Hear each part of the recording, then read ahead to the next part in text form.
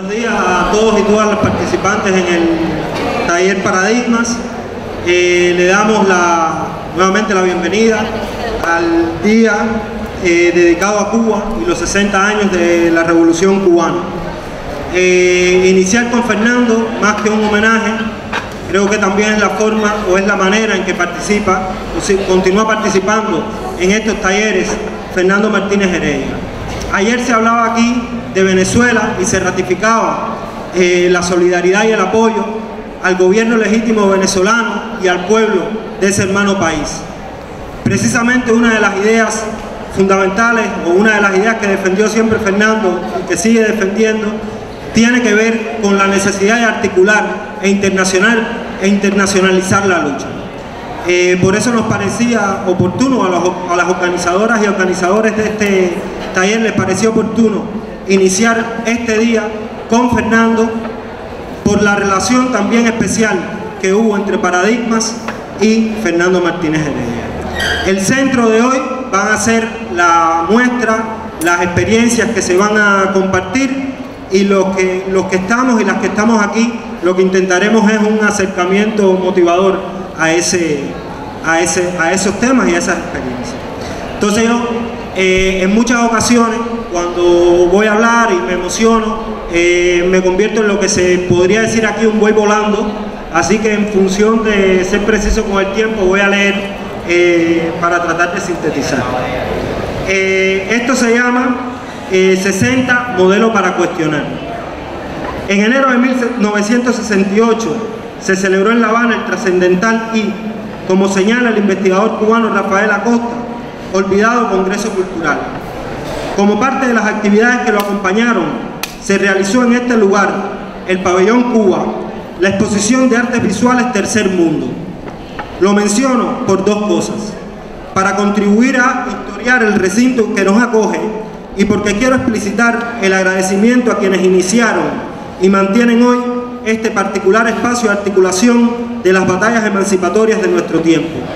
Salvando distancias, los paradigmas que nacieron en aquellos años de té, agua con azúcar y galletas duras, y muchos de nosotros sabemos que cuando aquí en Cuba se dice galletas duras, se habla de verdad de lo duro de las galletas, siguen batallando con persistencia contra el olvido. 60 años han transcurrido desde aquel enero de 1959.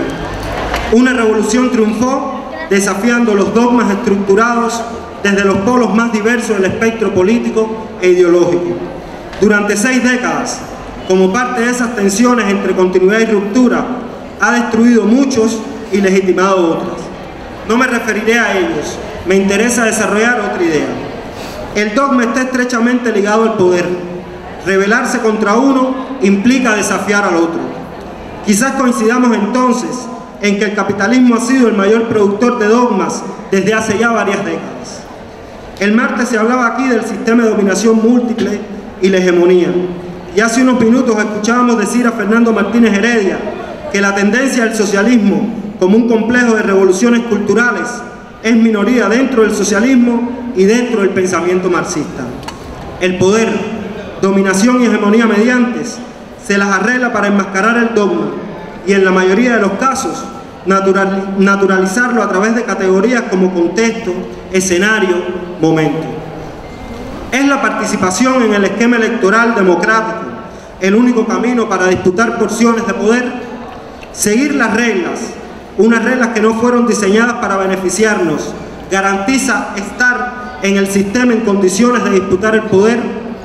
La separación de poderes funciona hoy, en algunos casos, como un freno a qué y a quiénes.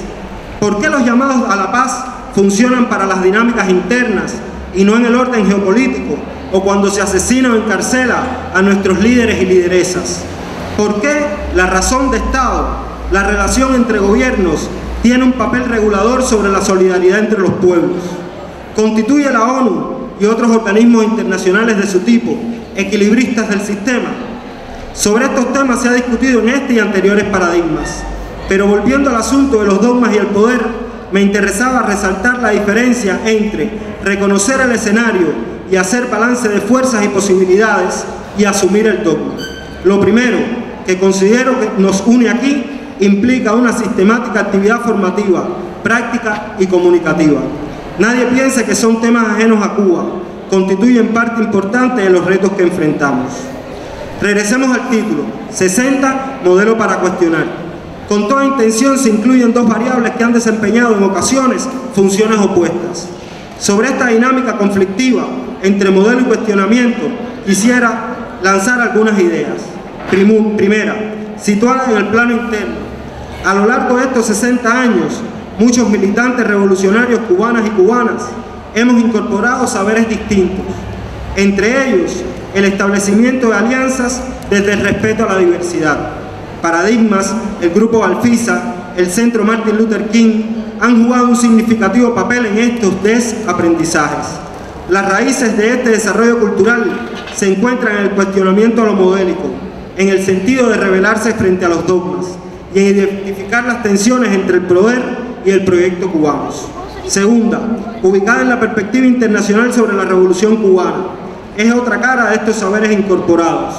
Quienes apoyan y se identifican con nuestro proyecto lo hacen cada vez más desde el reconocimiento de sus aportes, pero también de sus limitaciones, errores e imperfecciones.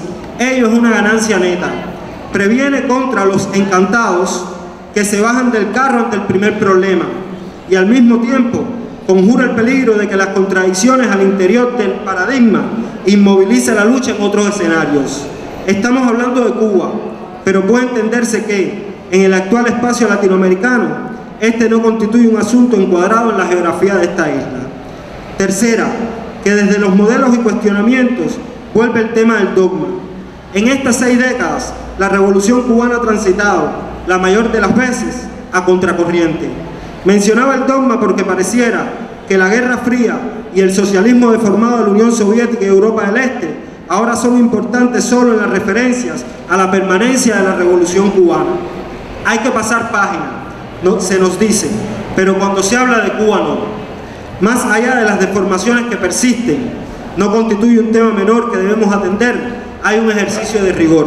Si el clímax, por razones diversas que no podemos abordar acá, de la luna de miel entre Cuba y la extinta URSS se ubica entre 1971 y 1989, ello significa, siendo epidérmicos, que la revolución y el pueblo cubano llevamos al menos 42 años a contracorriente de cualquier poder establecido. Buena parte de esos años han sido los más difíciles. Agrego otra viñeta. El propio escenario temporal que transcurre entre 1971 y 1989 está cargado de rebeldías y desencuentros con el modelo soviético. El apoyo a las luchas africanas, la cercanía con los movimientos insurgentes de América Latina y Centroamérica en particular, el denominado y trunco proceso de rectificación, las críticas ante los arreglos nucleares entre las grandes potencias. Aquí debo detenerme porque hasta ahora he incumplido soberanamente el acuerdo con las coordinadoras del Paradigmas. La idea sería conectarnos con las temáticas y experiencias con que dialogarán en unos minutos. Estas se organizan en 5 dimensiones: poder y participación popular, educación, cultura, salud, deporte, ciencia, trabajo cooperado y solidario, internacionalismo y participación infanto-juvenil. Para hacerlo en un tiempo breve, acudo a nuestro compañero y agitador revolucionario, insisto, agitador revolucionario, Fernando Martínez Heredia. Fernando insiste en la necesidad de hacerle preguntas a los hechos, así que intentaré plantearle interrogantes a esas experiencias. En un proyecto que, fiel a su vocación popular, institucionalizó los órganos del poder popular hace más de 40 años, ¿cómo se relaciona la norma, el diseño, con la práctica y la vida cotidiana en un consejo popular? ¿Cuáles son las tensiones que existen entre un proyecto que proscribió la discriminación y la acumulación cultural que marca el sentido común? ¿Qué impactos y cómo se percibe, 60 años después, vivir en un país cuyas instituciones estatales se ocupan de garantizar la gratuidad de los servicios educacionales, la cobertura de salud, subsidiar buena parte de la práctica deportiva y el acceso de la gente a los eventos deportivos y artísticos, la investigación científica y otras disímiles políticas sociales? ¿Cómo dialoga esta voluntad con las limitaciones económicas y la inserción en el escenario económico internacional? ¿Pueden coordinarse a partir de objetivos comunes la diversidad de formas de propiedad y gestión que integran hoy la multiespacialidad económica cubana? ¿Qué ejes de articulación identifican los privados, las cooperativas y las empresas estatales al interior de la red de trabajo cooperado y solidario? En medio de una reforma constitucional que ha reconocido inoperancias y vacíos jurídicos, ¿cómo se ha luchado por los derechos de los trabajadores y trabajadoras frente al empresario? ¿Cómo se ha batallado frente a la discriminación por género, orientación sexual, color de la piel u otras? ¿Qué enfoque existe sobre la actividad de los cuidados en un país demográficamente envejecido? ¿Cómo ha impactado en muchas comunidades, regiones y países la colaboración médica, educativa, deportiva y artística cubana? ¿Qué aportes reciben los colaboradores y colaboradoras cubanos? ¿Regresan a Cuba siendo los mismos y las mismas? ¿Cuán necesaria es para la Revolución Cubana la internacionalización de la lucha anticapitalista?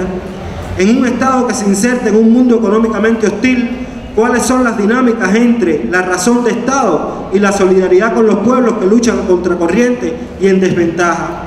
Quisiera terminar con una pregunta general.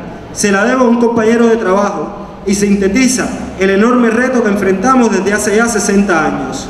¿Cómo seguimos revolucionando la revolución y no administrándola? Considero que estas experiencias con las que dialogarán ofrecen importantes caminos.